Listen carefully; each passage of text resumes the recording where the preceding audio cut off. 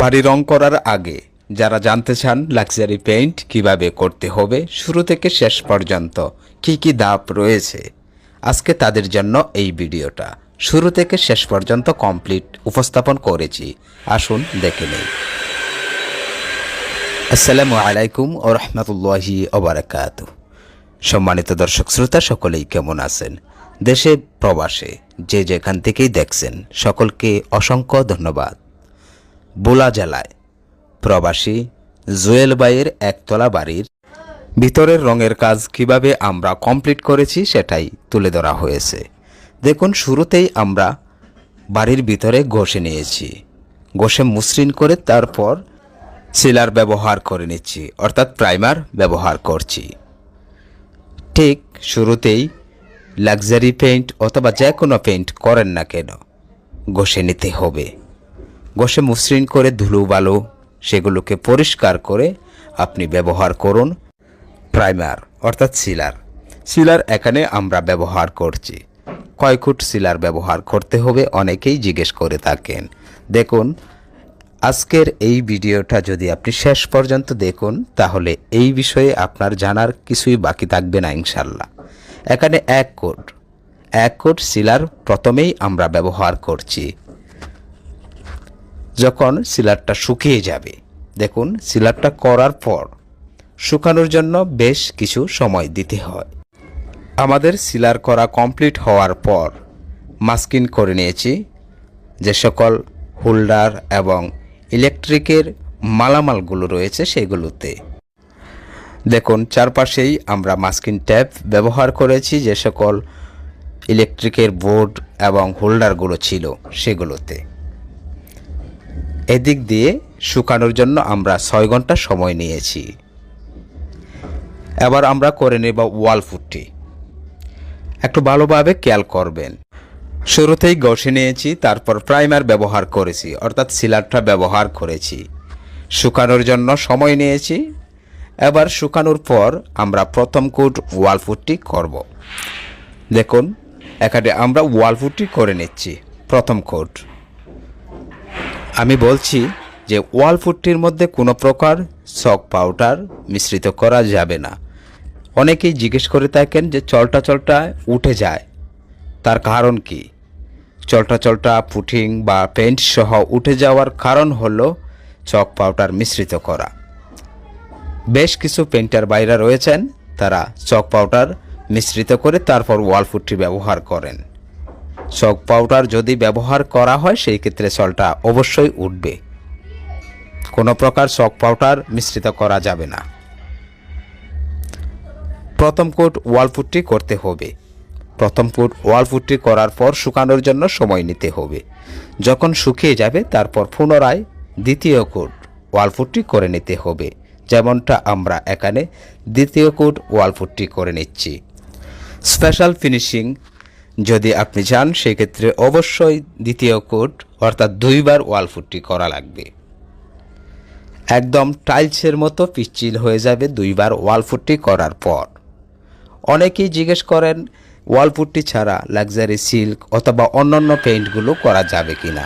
হ্যাঁ, অবশ্যই করা যাবে, তবে যদি আপনি ভালো ফিনিশিং চান, স্পেশাল ফিনিশিং, একদমই তেলতেলে ফিনিশিং যদি চান সেই ক্ষেত্রে ওয়াল পুট্টি আপনি করবেন।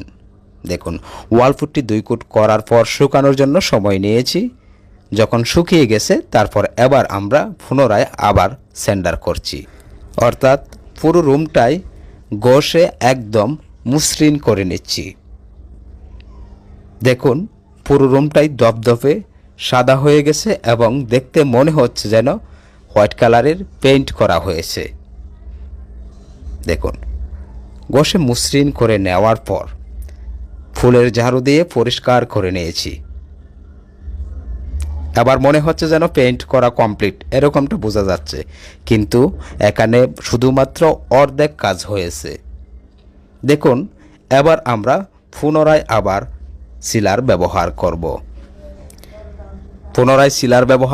পুরো রুমটা জুড়ে। প্রথমেই আমরা সিলিংটা সিলার করে নেব। সিলার করার পর চারপাশের 4টা ওয়ালের মধ্যে সিলার ব্যবহার করব। সিলিংয়ের মধ্যে শুরুতেই আমরা সিলারটা ব্যবহার করে নিচ্ছি, অর্থাৎ প্রাইমার। প্রাইমার মানেই সিলার, সিলার মানেই প্রাইমার। আমাদের দেশে এটাকে সিলার নামেই পরিচিত, সিলার বলেই অনেকে জানেন। তো এভাবেই ওয়াল পুট্টি করার পর পুরোটা রুমে সিলার ব্যবহার করতে হবে। সিলিংয়ের মধ্যে সিলার ব্যবহার করার পর এবার ওয়ালের মধ্যে আমরা সিলার ব্যবহার করে নিচ্ছি।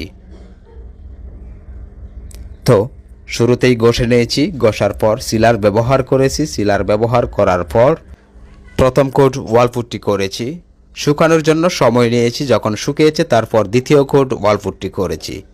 দ্বিতীয় কোট ওয়াল পুট্টি করার পর স্যান্ডার করে মসৃণ ফিনিশিং দিয়েছি, অর্থাৎ ঘষে মসৃণ করে তারপর এবার আমরা প্রাইমারটা ব্যবহার করছি পুরো রুম জুড়ে।